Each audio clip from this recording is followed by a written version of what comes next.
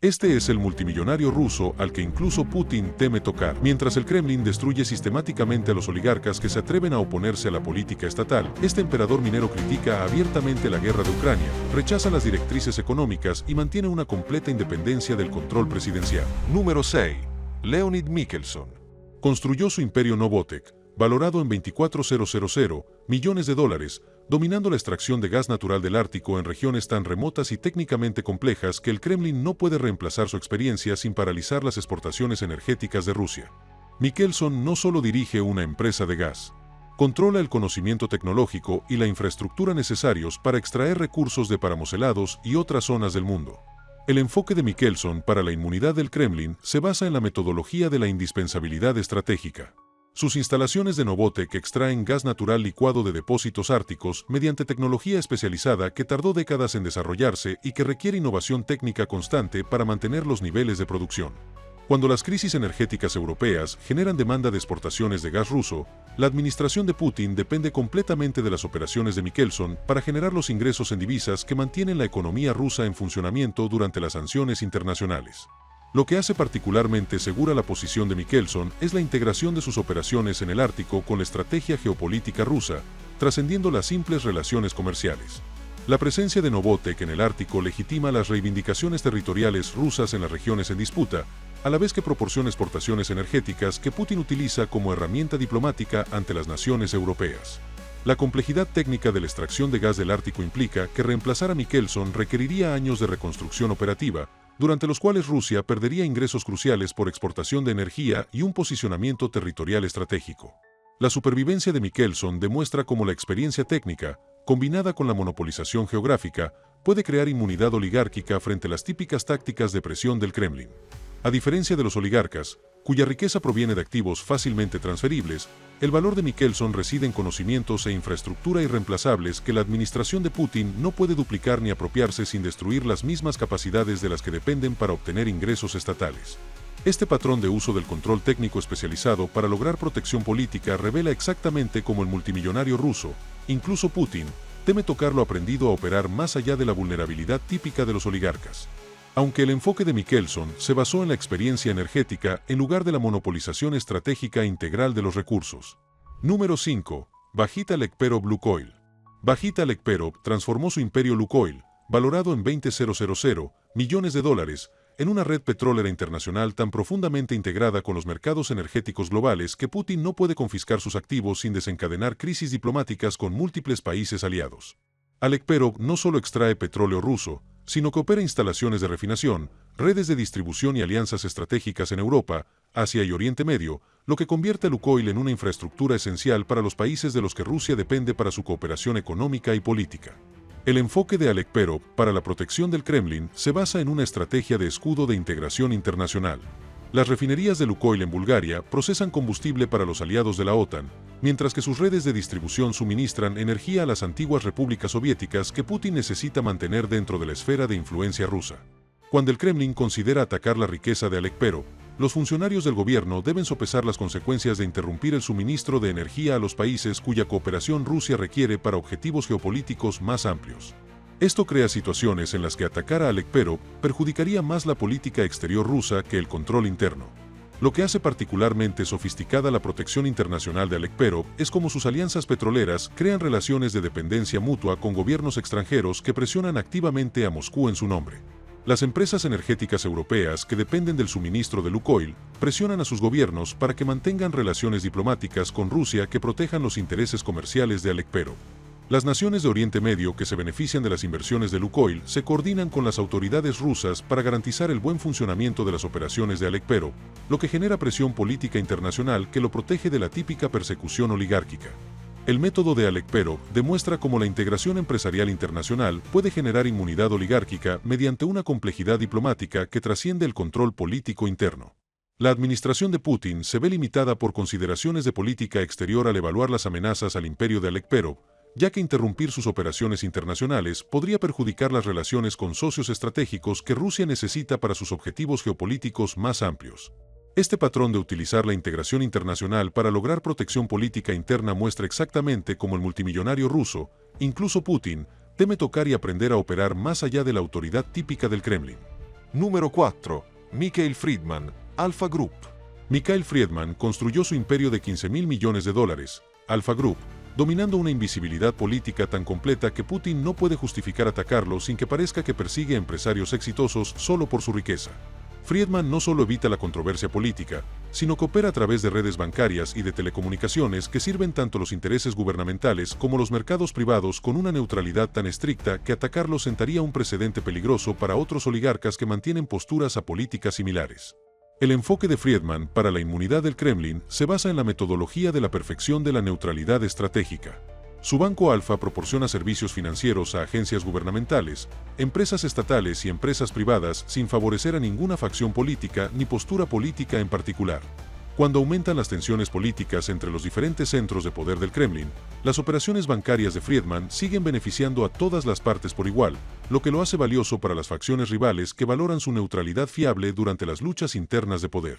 Lo que hace particularmente brillante la estrategia de neutralidad de Friedman es cómo sus inversiones en telecomunicaciones a través de Bion crean una infraestructura de comunicación que beneficia a los intereses del Estado ruso, manteniendo al mismo tiempo la independencia técnica del control gubernamental. Sus redes móviles prestan servicio tanto a la población civil como a las operaciones gubernamentales sin comprometer la privacidad de los usuarios ni crear vulnerabilidades de vigilancia que puedan explotarse con fines políticos. Esta neutralidad técnica convierte a Friedman en una herramienta útil para la administración de Putin, a la vez que evita las preocupaciones de seguridad que suelen desencadenar la persecución de los oligarcas.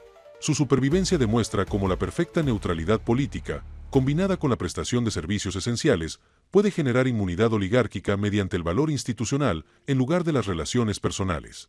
A diferencia de los oligarcas, que dependen de conexiones políticas específicas para su protección, el valor de Friedman reside en su constante fiabilidad ante circunstancias políticas cambiantes.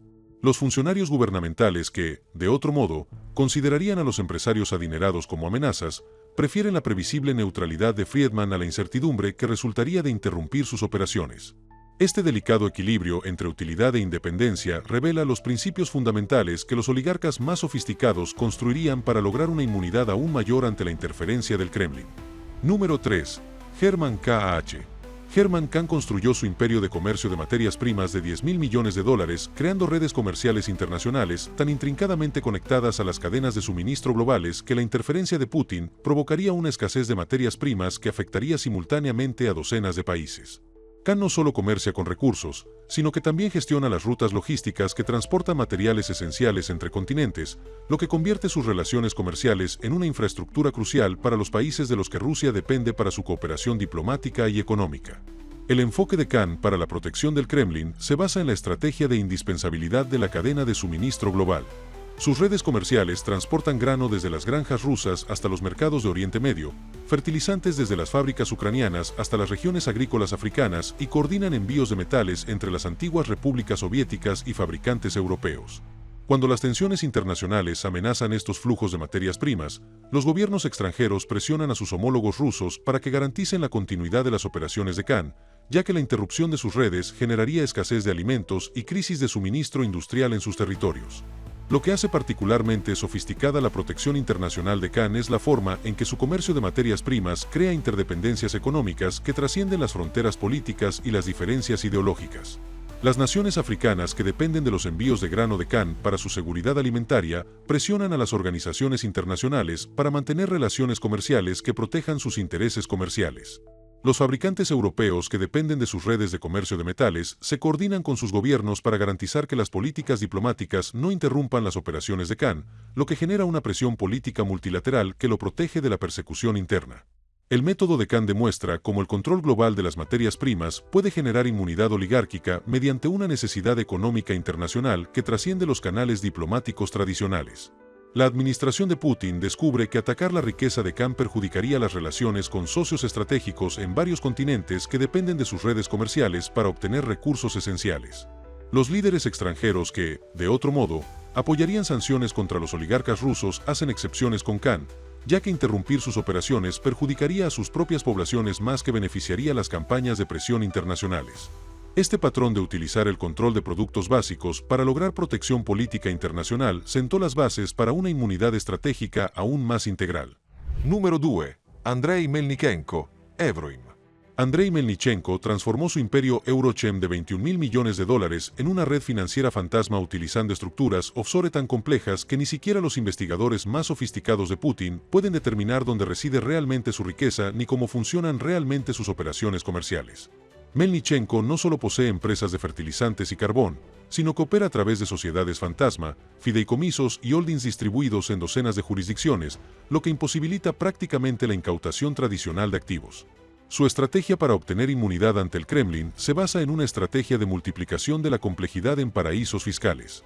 Sus operaciones en Eurochem se desarrollan a través de Chipre, con holdings conectados a estructuras fiduciarias suizas, las cuales a su vez se vinculan con entidades de las Islas Vírgenes Británicas que controlan vehículos de inversión neerlandeses. Esto crea laberintos de propiedad tan complejos que los investigadores gubernamentales necesitan años para rastrear el control real de los activos, durante los cuales Melnichenko puede reestructurar sus acuerdos para protegerse de la interferencia regulatoria. Lo que hace particularmente impenetrable la protección offshore de Melnichenko es cómo su imperio de fertilizantes atiende las necesidades agrícolas esenciales en todo el mundo, manteniendo estructuras legales que operan más allá de la jurisdicción de cualquier gobierno. Cuando la administración de Putin considera atacar el patrimonio de Melnichenko, descubre que sus activos existen en marcos legales regidos por tratados internacionales, sistemas judiciales extranjeros y acuerdos diplomáticos que Rusia no puede anular sin desencadenar conflictos legales más amplios con países aliados. Las operaciones de fertilizantes de Melnichenko brindan protección adicional, ya que sus productos abastecen a las regiones agrícolas que Putin necesita para mantener la seguridad alimentaria con sus socios estratégicos.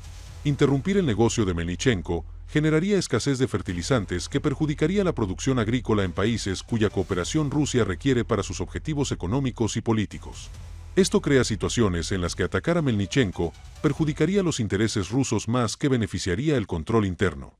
Su método demuestra cómo la complejidad financiera offshore, combinada con el control esencial de productos, puede crear una inmunidad oligarca que trasciende la autoridad gubernamental tradicional. A diferencia de los oligarcas, cuya riqueza sigue siendo vulnerable a la confiscación interna, los activos de Melnichenko existen en estructuras legales internacionales a las que Putin no puede acceder sin coordinarse con gobiernos extranjeros que no tienen ningún incentivo para cooperar con los esfuerzos rusos de confiscación de activos. Número 1. Alexei Mordashov.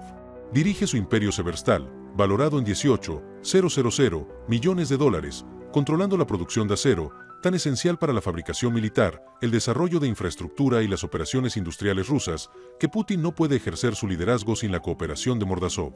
Mordashov no solo produce acero, sino que opera la columna vertebral metalúrgica que mantiene en funcionamiento los tanques rusos, los puentes en pie y los proyectos de construcción en marcha, lo que lo convierte en una figura más crucial para las operaciones estatales que la mayoría de los ministros. El enfoque de Mordashov respecto a la indispensabilidad del Kremlin se basa en una estrategia de monopolización de la infraestructura industrial. Las instalaciones siderúrgicas de Severstal producen metales especializados necesarios para la construcción de vehículos militares, la construcción naval y la industria aeroespacial, de los que dependen los contratistas de defensa de Putin para la producción de armas. Cuando las sanciones internacionales limitan el acceso de Rusia a las importaciones extranjeras de acero, la producción nacional de Mordashov se convierte en la única fuente de materiales necesaria para mantener las capacidades militares que Putin necesita para su influencia geopolítica. Lo que hace particularmente poderoso el control industrial de Mordashov es la integración de su imperio siderúrgico con los proyectos de infraestructura civil que Putin utiliza para demostrar la eficacia de su gobierno a la población rusa.